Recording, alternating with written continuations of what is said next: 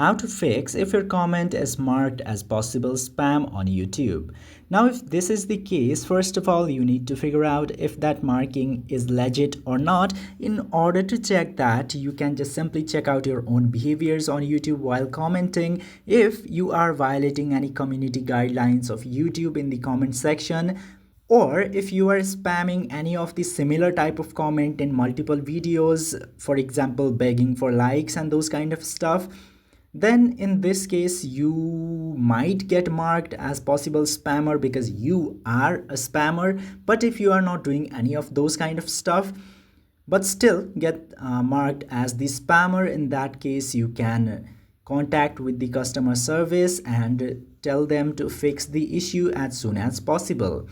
And sometimes it might also be caused because of the server issues in the YouTube, but usually that gets fixed very quickly, so you don't have to worry about that. I hope this video was informative to you. If yes, don't forget to hit that subscribe button.